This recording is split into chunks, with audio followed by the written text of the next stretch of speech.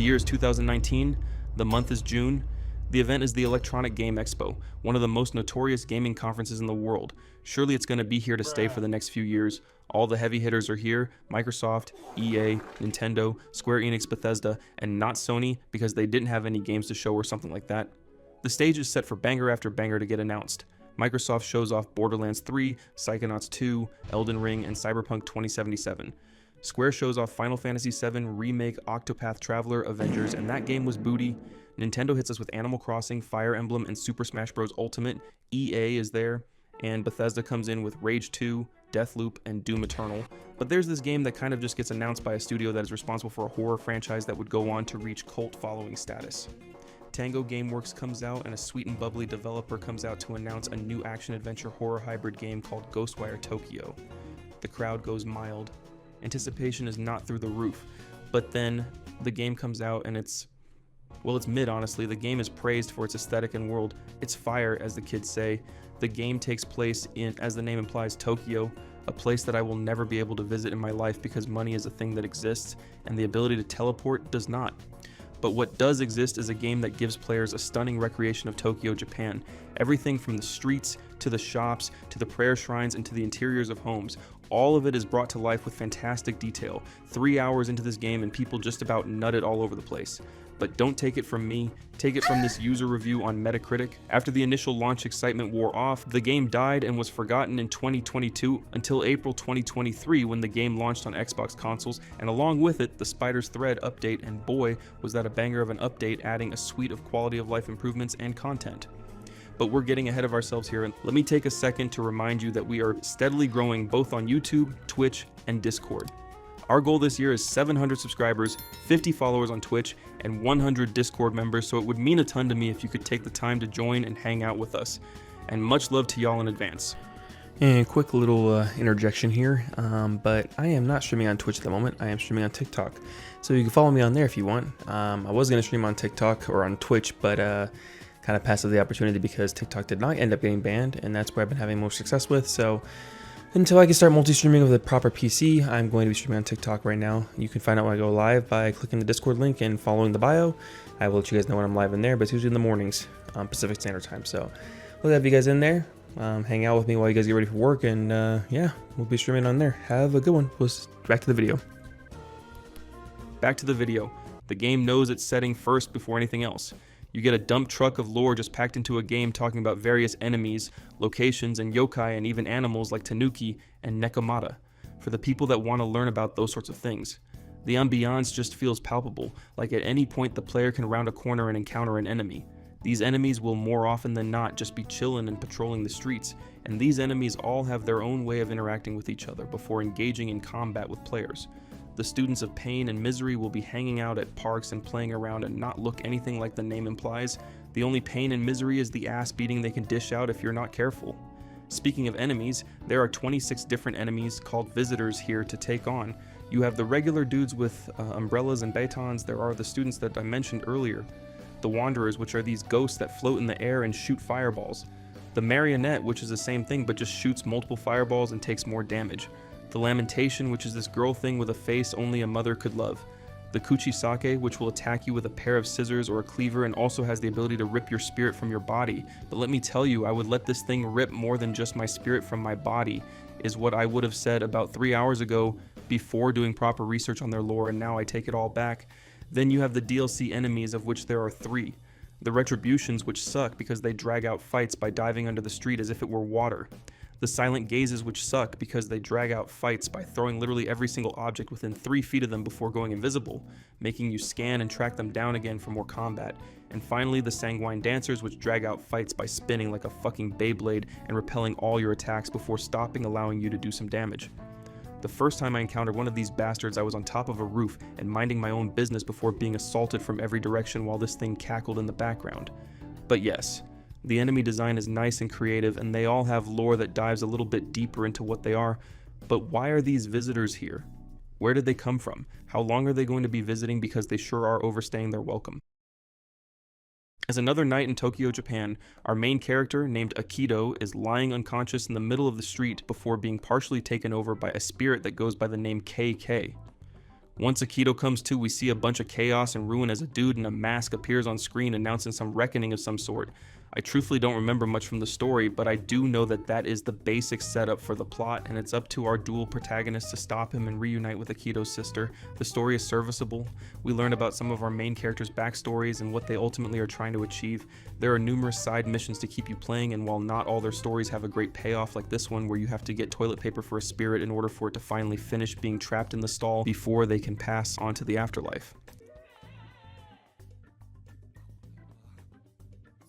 Quite the earthly regard is crazy.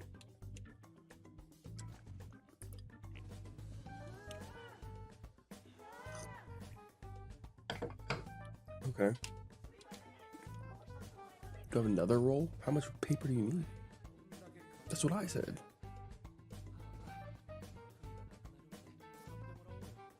I thought another one in there. Here you go. Here's another one. I'm so kind. You better not say you need more. You want beef? Blood? That's wild.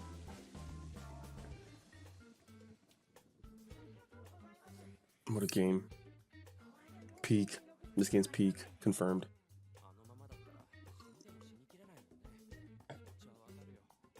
I can relate. Why is a ghost able to use toilet paper? That's my actual concern, though. Confusion lies in how he's able to do that. A lot provide lore that can make the investment of time worth it, especially if you plan on going for the secret ending for hitting 100% completion, which let me tell you, this is one grindy 100%, my brothers and sisters. So grindy that most people will never ever see the true ending to the game. I say most because one of the achievements is tied to the true ending, so that obviously means that I, as an achievement hunter, had to go for it. But this means that players have to collect all the spirits that are trapped throughout Tokyo. You may say to yourself, I've done a collectathon before. How bad can it be? Well, there are over 242,000 spirits to collect. Yes, you heard that right. 242,000 spirits are on this map, and you have to reach that number to unlock the true ending. This aspect of the game is easily the worst part about it, and it isn't bad, it's just implemented in the most tedious way possible. You are greeted with a hold, this button down to collect spirits, and then you'll walk down the street and see another set waiting for the same process. It's equivalent to driving past a coffee shop and then less than 2 miles down the road there's the exact same coffee shop waiting to take your order. Granted, each time you hold that button down to collect a set of spirits, you gain anywhere from 100 to 350 spirits in that bundle. Once you reach max capacity, you then have to deposit them at a phone booth to increase your progress bar, which can be viewed by opening the map. It's like you're dropping off a check to your landlord for rent and they wonder why you're there so often depositing $50 checks when your rent is $1,500. Eventually, in the update that dropped a year later, Tango listened to feedback and added a way to summon specific events to occur like the Hayaki Yako. These parades feature visitors strolling down the street like they're celebrating their victory of taking control of the city. Sounds like the Philadelphia Eagles this year after the Super Bowl, except way less annoying. And once you defeat a few waves of them, they grant you a bunch of spirits to collect for your 100% completion. This spirit hunt alone is grindy, but then there are the numerous other collectibles such as the yokai, where players must complete a small task before pardoning them from life. Thankfully, I found more enjoyment in doing these tasks because the way to approach them varies depending on which yokai you're going after. You have this floating bed sheet that has players gliding across rooftops before he stops. Another variant of this with this weasel thing. There's this snake lady thing that has you follow her through the pipes of the streets. This frog that you have to lure out with bait and hide so that you can sneak up on it. A one-eyed umbrella thing that hobbles on a pogo stick leg that you have to sneak up on. This Oni troll thing that can only be discovered when you give a dog food and then follow it to a spot to fend off waves of visitors. This testicle thing that hides in a tree waiting for you to clear out enemies. And a thing from Mario that blocks hidden entrances until you scan and out them from their hiding places.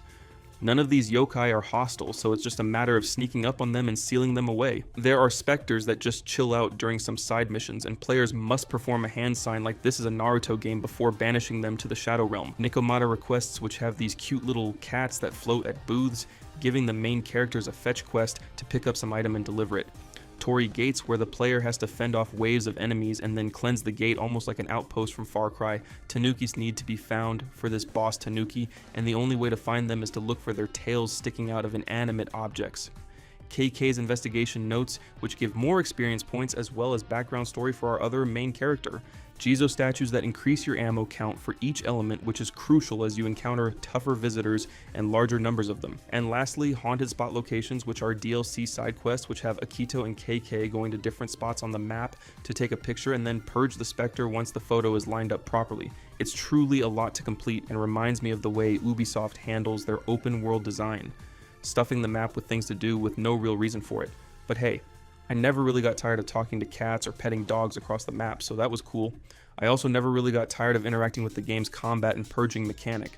So combat is centered around using your hands to weave specific patterns and shooting 3 different elements out from your fingertips. It's basically a Doctor Strange simulator. Wind hurls out condensed balls of air. Water is a horizontal slash that strikes most of the body a couple targets at a time. And fire allows you to launch fireballs at enemies. Each element has a charged up variation which increases area of effect and damage. There are talismans that players can take advantage of, which allows you to stun enemies, lift yourself in the air, make yourself hidden, among others. The last option is a bow and arrow that can be used in stealth and is also used when the player is separated from KK. Speaking of stealth, it's as easy as it is in most other games that aren't known for prioritizing stealth as the first option of attack. You simply crouch, walk up behind an enemy, and then perform a button prompt and rip the absolute shit out of the visitor. All of this is to expose the core of a visitor so that you can purge them. These flashy, over-the-top animations have you sticking your fist through the chest or back of these Slender Man rejects and squeezing it like you're the juicer from That's So Raven until it bursts. Or you can reach out and grab them from a distance using an almost lasso-like cord to pull the core out. You can even do it to multiple enemies at once. The satisfaction of pulling the cores out of multiple enemies like they have a wind-up cord never got old. Originally, the game only had these few ways of engaging the enemies, but with the update a year later that changed. The Spider's Thread added a new core exposure talisman which makes the game turn into easy mode. Think of it as like an attack that does critical hit damage. You will instantly expose cores like you're knocking the absolute piss out of Sonic the Hedgehog and his coins scatter everywhere. And the best addition to combat came in the form of a new method to attack with each element.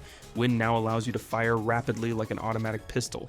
Water allows you to freeze opponents in a radius until they're stuck in place waiting for you to deal the final blow. And fire now gives you the option of using a flamethrower. These are nice additions, yes, but the problem is that they're never as effective as the original methods for each element.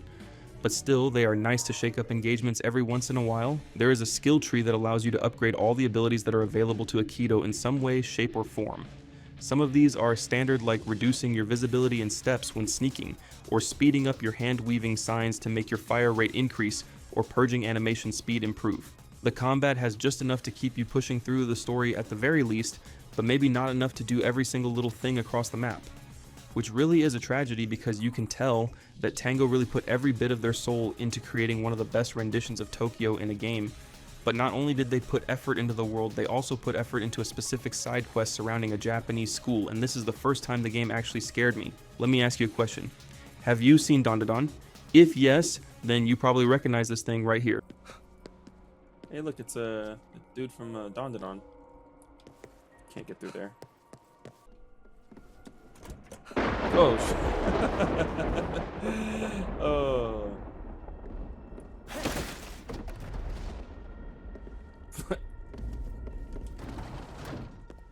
That was cool. Go it this way. Oof!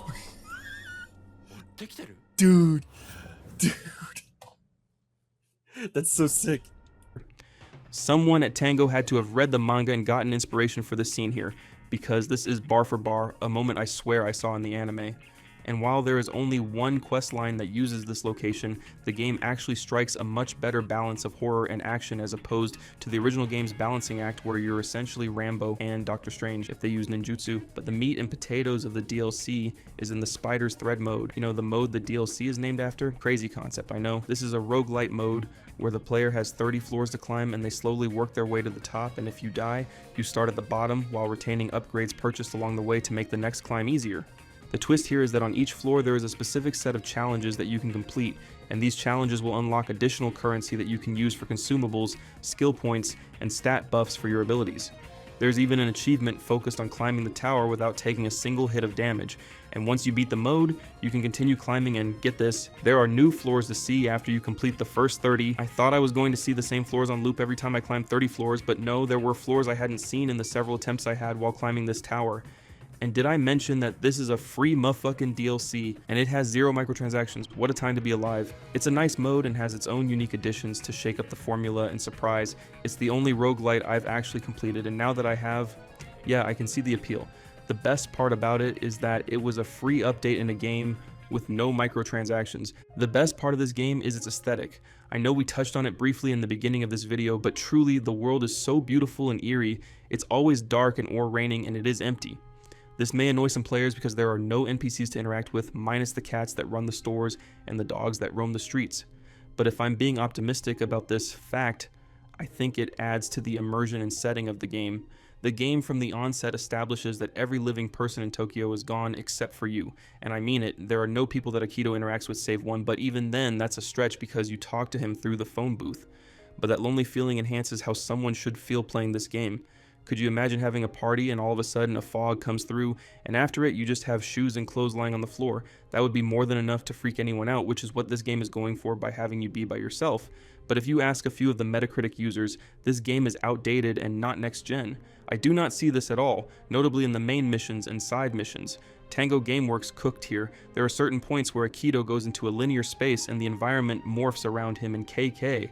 I am a sucker for abstract visuals, and I love when games distort your surroundings. So if anyone knows any other games that do this sort of thing, please tell me so I can grab it immediately.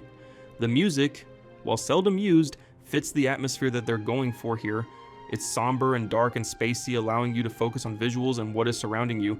I personally just wish this game had more to do that wasn't bloating the world with collectibles, because while this does get you to explore and see all the detail the world has to offer, this is only if you're going for 100% completion. Otherwise, you are going to beeline it through the main quest and then shelve this bad boy. And that's really a shame because you can tell that Tango put their blood, sweat, and tears into making this a beautiful and haunting world. This is a classic case of the Ubisoft epidemic where developers feel that they have to bloat their world with content, and it ends up being a detriment to the game as a whole. On one side, the open world is phenomenal visually, but on the other hand, it's a drag to move through and collect everything in it. I feel like this game would have benefited from condensing the world into a smaller version of it, or just foregoing the open world altogether and giving us a linear action horror experience. Ultimately, GhostWire Tokyo missed the mark for a lot of people, but if you're asking my opinion on this, I think that it's definitely worth picking up 3 years later because of the improvements made since launch and the DLC updates. It's just a shame that the Ubi DNA is embedded too deep to make the collecting tedious and draining. Its graphics, art design, atmosphere, set piece moments, and extra mode makes it an easy download for me personally, and it's on Game Pass, which makes it more accessible for those that want to give this one a shot.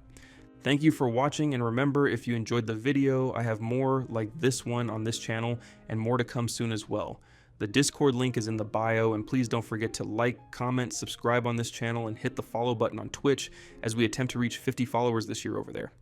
Thank you so much, and I hope you have a wonderful morning, afternoon, or night. Whatever time of day it is, I appreciate y'all and much love. Peace.